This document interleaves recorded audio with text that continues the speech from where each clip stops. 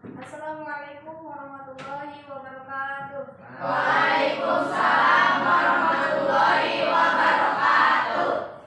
Bagaimana kabarnya?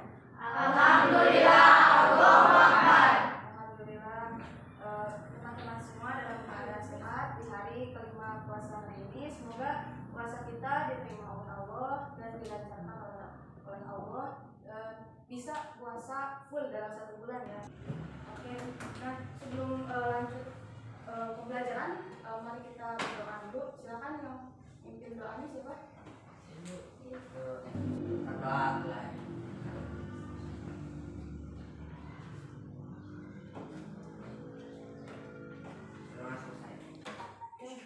Kita akan membacakan Quran Surah Al-Hadid ayat 22.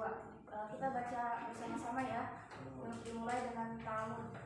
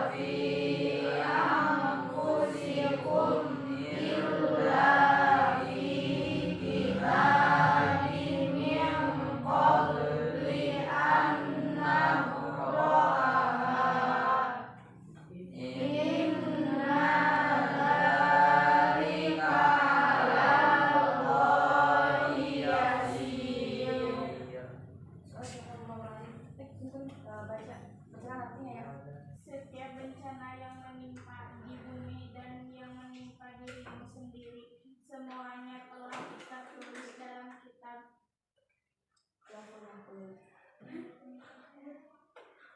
Mahfud. Sebelum kami mewujudkan, sesungguhnya yang demikian itu mudah bagi Allah. Ya.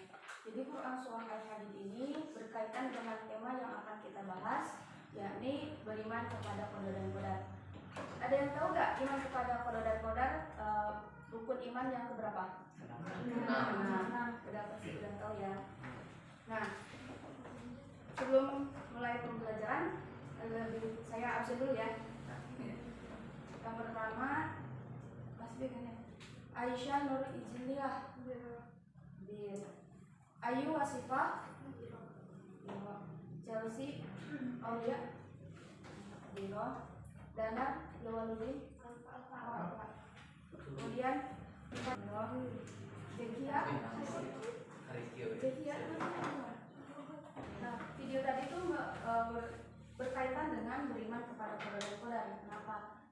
Beriman kepada qada dan qadar salah satunya ya berusaha. Dari video yang tadi kan terlihat bahwa ia mendapatkan musibah yang terkena air mancur tersebut, kemudian ia berinisiatif untuk air mancuran tersebut dikasih ke untuk menyiram tanaman. Udah gak lama tanaman itu jadi tumbuh, terus ia merasa bahagia, terus membantu tadi yang pedagang tersebut. Nah, pedagang tersebut menjadi saudaranya, kayak dianggap seperti anaknya yang oleh pedagang tadi. Kemudian ada anjing tadi ya, yang tadinya meminta makanan, kemudian akhirnya ia menjadi teman bagi pria tadi.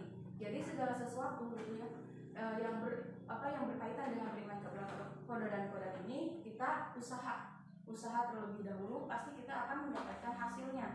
Karena ada pepatah juga bahwa siapa yang bersungguh-sungguh pasti akan mendapatkan hasil ya, hasil yang sesuai dengan keinginan kita, hasil dengan usaha kita. Seberapa kuat usaha kita akan mendapatkan hasil yang bagus juga. Nah, saya harap setelah menonton video tadi gitu, teman-teman bisa meyakini bahwa qada dan qadar itu ada, kemudian meyakini juga bahwa qada dan qadar ini bermanfaat bagi kehidupan kita gitu. Nah, saya harap juga teman-teman bisa membangun sikap yang beriman kepada qada dan qadar, seperti optimis, berikhtiar dan bertawakal. Dan berikhtiarnya kayak seperti tadi ya, berusaha tiap hari mengulang hal yang sama, kemudian ia mendapatkan hasilnya yang baik juga.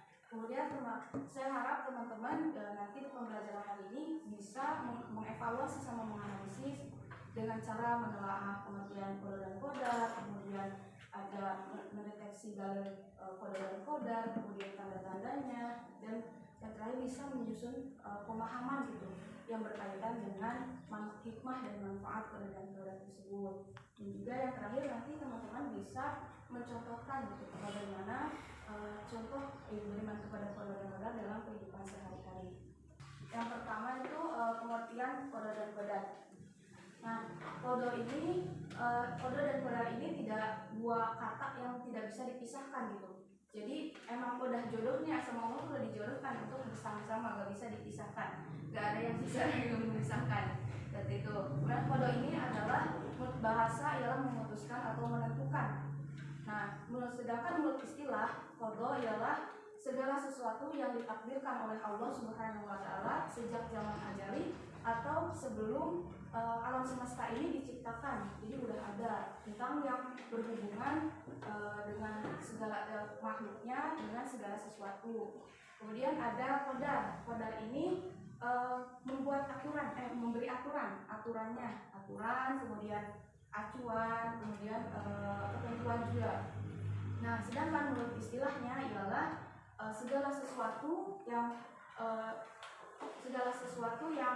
ditentukan kadarnya oleh Allah Subhanahu wa taala, kemudian terhadap yang berhubungan dengan manusia dengan segala sesuatu.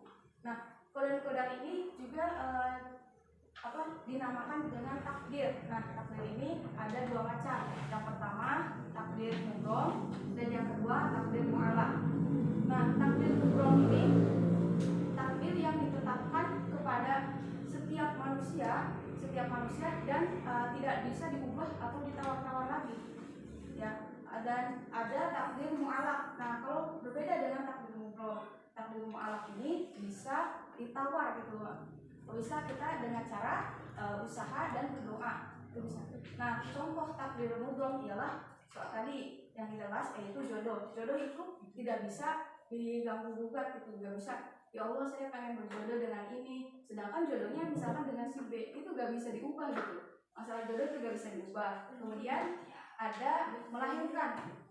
Nah, si melahirkan juga gak bisa diubah. Misalkan ada cowok nih pengen melahirkan, gimana caranya? Itu gak bisa, karena emang sudah ditentukan sama Allah yang bisa melahirkan itu cuma perempuan. Nah, kemudian kalau contoh takdir mu'alaq ialah misal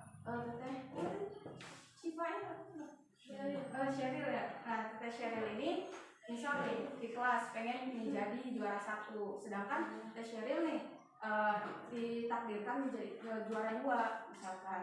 Nah, Teh Sheryl ini belajar terus tiap hari belajar, sholatnya rajin, ya Masya Allah banget gitu, doanya juga rajin. Ya. Nah, kemudian Allah mengabulkan doa tersebut sesuai dengan ikhtiarnya. Ikhtiarnya tadi belajar tiap hari gitu. Nah, Allah mengabulkan menjadi juara 1. Nah, itu adalah contoh yang bisa diubah. Kemudian ada lagi, misalkan si A itu kecelakaan mendapatkan musibah karena tabrakan, karena misalkan ngantuk ya. Kemudian dia tuh ketika berkendara dia nggak berhenti dulu gitu, berhenti karena emang ngantuk tersebut. Jadi ia kan bisa mengubah takdir yang tadinya bisa kecelakaan, karena ia berhenti dulu jadi tidak jadi kan kecelakaannya tadi. Nah, itu merupakan salah satu takdir mu'alaq juga. Beberapa mukjizat yang begitu luar biasa. Diperintahkan untuk membuat kapal di tengah gurun yang nggak ada air sama sekali gitu. Misalkan nih, coba Isti mau nggak misalkan disuruh bikin kapal terus keadaan masih panas gini gitu, nggak ada air, nggak ada hujan, disuruh bikin kapal, emang mau nggak kan? Nah ketika Nabi Nuh kenapa mau? Karena imannya kuat, kemudian Nabi Nuh juga mempercayai bahwa Allah memerintahkan segala sesuatu itu pasti ada tujuannya, ada hikmahnya. Nah, terbukti ketika Nabi Nuh sesudah usaha, yaitu usaha yang membuat perahu, kemudian datanglah banjir. Nah, yang selamat itu kan ada Nabi Nuh, Nuh dan kaum-kaumnya, sedangkan rakyatnya bahkan anaknya pun ikut tenggelam karena ya tadi nggak mau beriman. Kemudian tadi dia tuh ingkar kepada Allah, ya dia bersikap sombong gitu. Dia bisa merasa anak Kan'an ini merasa saya tuh bisa gitu menyelamatkan diri sendiri tanpa ada bantuan. Nah kita sebagai manusia nggak boleh begitu gitu, karena kita ini kadarnya udah ditentukan sama Allah Subhanahu Wa Taala. Ya, saya ada kartu yang pertama ini berisi pertanyaan, yang kedua berisi jawaban. Nanti teman-teman nyari pasangannya sendiri. Ini tuh pertanyaan ini jawabannya di siapa gitu, paham nggak? Nanti kalau udah ketemu pasangannya duduknya bergantian, ya. Iya, nanti di sini aja nih pertanyaan, nanti ini jawabannya kayak gitu. Jadi beberapa waktu 1 menit buat memahaminya, gak apa-apa. Nanti kalau ada pertanyaan juga boleh nanti utarakan aja ya. Coba bacakan pertanyaan sama jawabannya. Yang kecil ya. Sebutkan 5 sifat optimis. Tidak pertama. Pertama, tidak mudah menyerah dan putus asa menghadapi permasalahan hidup. Yang kedua, memiliki semangat yang tinggi dalam meraih cita-cita. Tiga, terhindar dari sejumlah kriminal. Keempat, cenderung mempunyai nada hidup sehat. Kelima, menumbuhkan harapan baru dalam hidup. Coba baca. Istri banyak bersyukur dan bersabar karena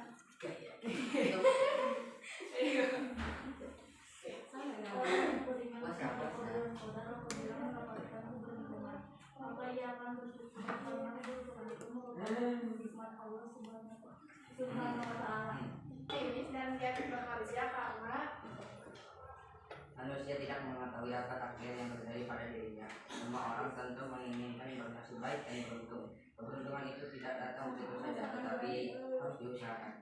Oleh karena itu, orang yang beriman kepada qadar dan qadar senantiasa optimis dan giat bekerja untuk meraih keberuntungan.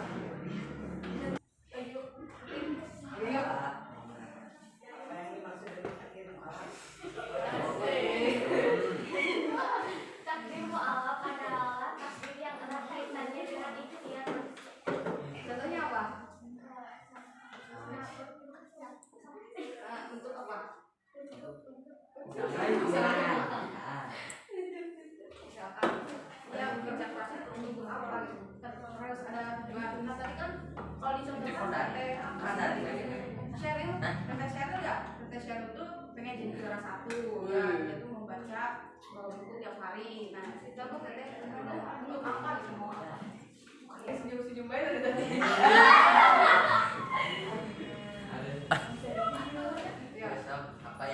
Apa yang dimaksud qadar? Orang yang beriman kepada sentiasanya tenang hidupnya, sebab ia selalu senang atas apa yang ditentukan Allah Subhanahu Wa Taala kepadanya. Jika beruntung atau berhasil, ia bersyukur. Udah ya, udah semua. Apa yang dimaksud takdir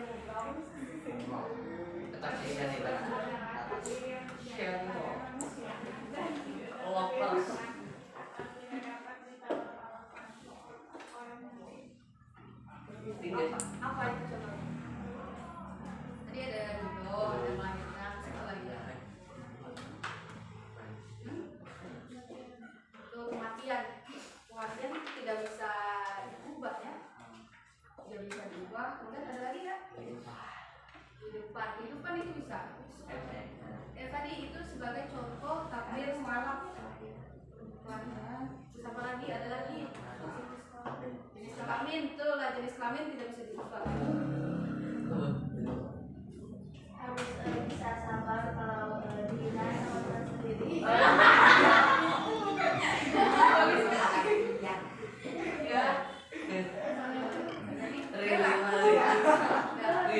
Apa kasih apa sebelumnya kasih tepuk tangan dulu.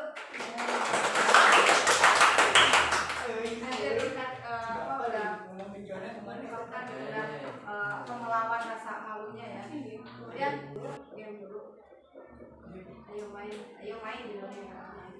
Clue-nya, jadi melatih otak ya. Clue-nya itu mogu-mogu suka double, tapi nggak suka single. Ada yang tahu nggak? Contohnya, mogu-mogu suka door, tapi nggak suka pintu. Mogu-mogu suka warna yellow, tapi nggak suka warna kuning. Mogu-mogu suka apa nih?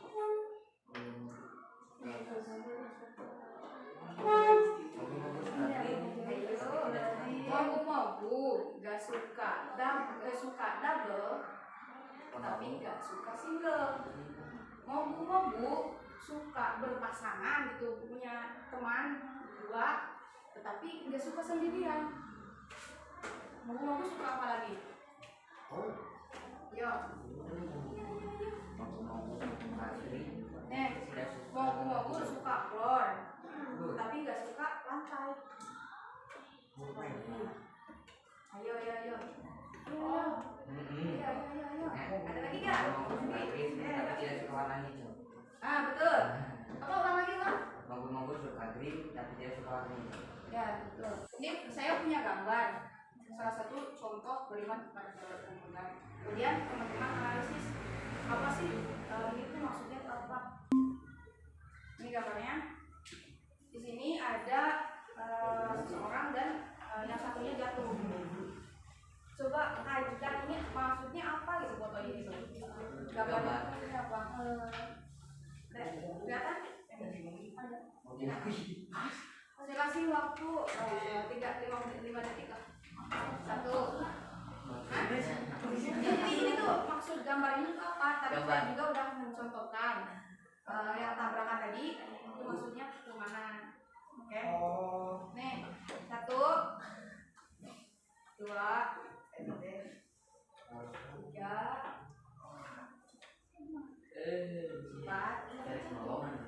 jatuh 5. Udah ya. Kan ini ada 12 ya. Silakan ke depan semua bikin 2 lingkaran berisi 6 orang, yang kedua 6 orang. Jadi bikin lingkaran di dalam lingkaran, jadi ada 6 orang di dalam, 6 orang di luar. Nanti teman-teman berhadapan yang di dalam sama yang di luar. Terus menjelaskan tadi itu apa isinya gitu, gambar tadi itu apa ke temannya masing-masing. Silakan mulai untuk menjelaskan apa yang tadi di dalam foto tersebut. Silakan menjelaskan.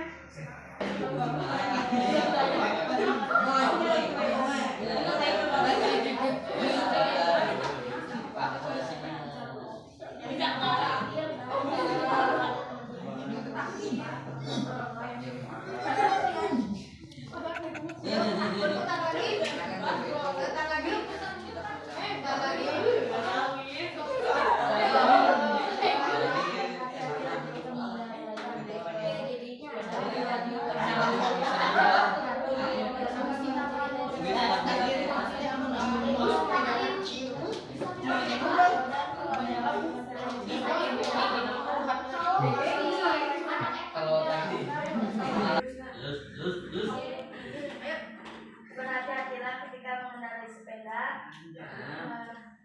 Bertabrak.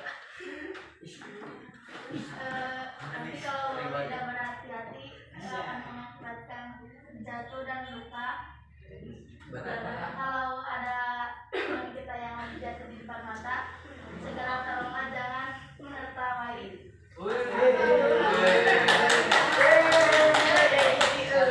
Jadi foto tadi ya tentang jatuh ya, seorang yang jatuh. Jadi yang pertama tuh harus sabar dulu, kita sabar pasti. Kenapa bisa jatuh ya, karena mungkin ada kesalahan, dan kita harus evaluasi kenapa jatuh tadi. Kemudian itu mungkin cukup sekian. Saya harap nanti teman-teman bisa membuat sebuah mind map tentang contoh-contoh beriman kepada Koda dan Kodar. Nanti dibikin 5 contoh dan manfaatnya itu apa gitu. Nanti di situ